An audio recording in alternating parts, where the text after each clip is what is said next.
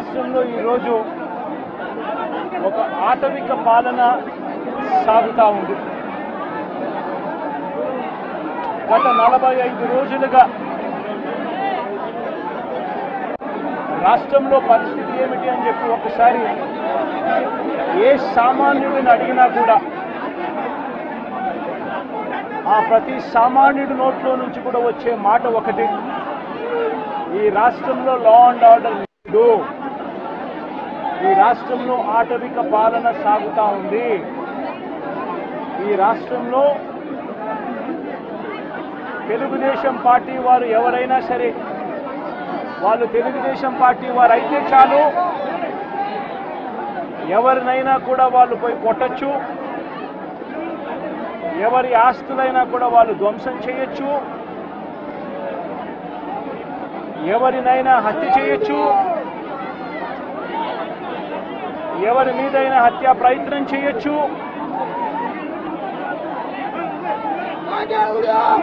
వాళ్ళు ఏమి చేసినా కూడా పోలీసులు ప్రేక్షక పాత్ర మాత్రమే పోషిస్తారు.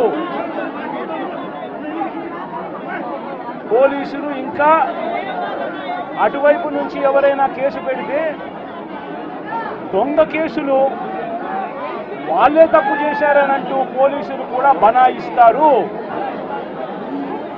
అనే ఒక నీచ సంస్కృతి ఈరోజు రాష్ట్రంలో రాజ్యం వెళ్తా ఉంది. నిజంగా నేను చంద్రబాబు నాయుడు గారిని ఒకటి అడుగుతా ఉన్నా, ఈ 45 రోజుల పాలనలో ఏకంగా 31 రాజకీయ హత్యలు జరిగాయి. 31 కూడా కాదు, ఇక్కడికి రాకముందు నాకు చెప్పిన మా వాళ్ళు నాకు చెప్పిన సంఖ్య 36. 45 రోజుల్లో దాదాపుగా 36 రాజకీయ హత్యలు, 300కు పైగా హత్యాయత్నాలు, 300కు పైగా హత్యాయత్నాలు. తెలుగుదేశం పార్టీ వాళ్ళ వేధింపులు భరించలేక 35 మంది ఆత్మహత్యలు చేసుకున్న పరిస్థితులు రాష్ట్రంలో ఉన్నాయి. 560 చోట్ల ప్రైవేట్ ఆస్తులను ధ్వంసం చేశారు. ఇంట్లో చొరబడుతున్నారు, ఆస్తులను ధ్వంసం చేస్తా ఉన్నారు, షాపులను కాల్చేస్తా ఉన్నారు. వైఎస్ఆర్సీపీ సానుభూతి పరుల చీనీ చెట్లను నరికేస్తా ఉన్నారు. ఇటువంటి ప్రైవేట్ ఆస్తులు 560 చోట్ల ప్రైవేట్ ఆస్తులను ధ్వంసం చేశారు. 490 చోట్ల ప్రభుత్వ ఆస్తులను ధ్వంసం చేశారు. 490 చోట్ల ప్రభుత్వ ఆస్తులను ధ్వంసం చేశారు. ఇవి కాక 1000కి పైగా దౌర్జన్యాలు, దాడులు. 1000కి పైగా దౌర్జన్యాలు, దాడులు. ఈ 45 రోజుల్లో తెలుగుదేశం పార్టీ అధికారంలోకి వచ్చిన తర్వాత ఈ రాష్ట్రంలో ఇది లా అండ్ ఆర్డర్ పరిస్థితి. నేను అడుగుతా ఉన్నాను, ఒకసారి ఆలోచన చేయమని అడుగుతా ఉన్నాను, ఎంతటి దారుణంగా లా అండ్ ఆర్డర్ పరిస్థితి ఉంది అన్నదానికి నిదర్శనము ఈ రషీద్ కేసే ఒకటి తీసుకోండి కావాలంటే, రషీద్ కేసే ఒకటి కావాలంటే తీసుకోండి. ఇదే వినుకొండకు ఇంతకు ముందు ఎస్పీగా రవిశంకర్ రెడ్డి అని చెప్పి ఇంతకుముందు ఎస్పీగా ఉన్నారు. మంచి ఆఫీసరు, అప్రైట్ ఆఫీసరు. ఎన్నికల వేళ వీళ్ళకున్న పలుకుబడితో ఆ ఆఫీసర్ను తప్పించేశారు. తర్వాత వీళ్ళకు కావలసిన అధికారిని బిందు మాధవ్ అనే అధికారిని ఎస్పీగా తెచ్చుకున్నారు. ఈ బిందు మాధవ్ అనే అధికారి ఎస్పీ ఎంత అన్యాయస్తుడనంటే, ఈ అన్యాయమైన ఎస్పీని సస్పెండ్ చేస్తూ ఎన్నికల కమిషనే స్వయంగా నిర్ణయం తీసుకుని ఈ బిందు మాధవ్ అనే అధికారిని సస్పెండ్ చేశారు. దాని తర్వాత ఎన్నికల కమిషనే మల్లికా గర్గ్ అనే ఒక మంచి ఆఫీసర్ను పెట్టింది. ఆ ఆఫీసరు చంద్రబాబు నాయుడు గారు అధికారంలోకి వచ్చిన వెంటనే ఆ ఆఫీసర్ను కూడా పంపించేశాడు. ఆ ఆఫీసర్ చంద్రబాబు నాయుడు గారి మనుషులకు తెలుగుదేశం పార్టీకి సహాయ సహకారాలు అందించను అని చెప్తే ఆ ఆఫీసరు వెళ్ళిపోయిన రోజు కొత్త ఎస్పీ శ్రీనివాసన్ అనే ఆయనను వీళ్ళకు సంబంధించిన ఆయన శ్రీనివాసన్ ఆయన తెచ్చుకున్నారు. ఈ కొత్త ఎస్పీ వచ్చిన 2 రోజులకే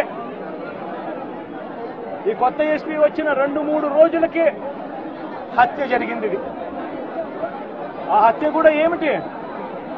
అత్యంత దారుణంగా నడి రోడ్డు మీద ప్రజలందరూ చూస్తూ ఉండగా అమాయకుడైన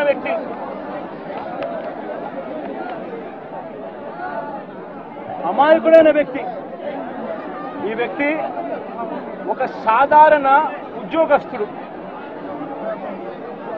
వైన్ షాప్లో తాను పనిచేసుకుంటూ సూపర్వైజర్గా తాను పనిచేసుకుంటూ వైన్ షాప్లో తన జీవితం గడుపుతా ఉన్న ఒక సామాన్యమైన వ్యక్తి. ఇటువంటి వ్యక్తిని అతి కిరాతకంగా నడి రోడ్డు మీద అందరూ చూస్తూ ఉండగానే కిరాతకంగా కత్తి తీసుకొని అతి దారుణంగా నరకడము.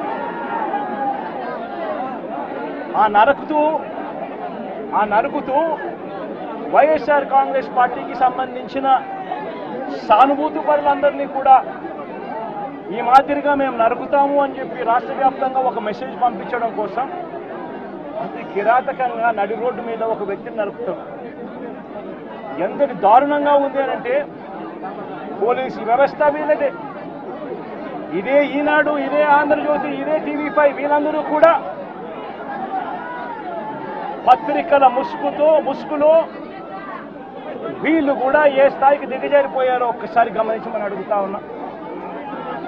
ఈనాడులో ఈరోజు నిన్ననో ఒక స్టోరీ, అప్పుడెప్పుడో మోటార్ బైక్ అట కాలిందట. ఆ మోటార్ బైక్ అనే వ్యక్తి కాల్చింది.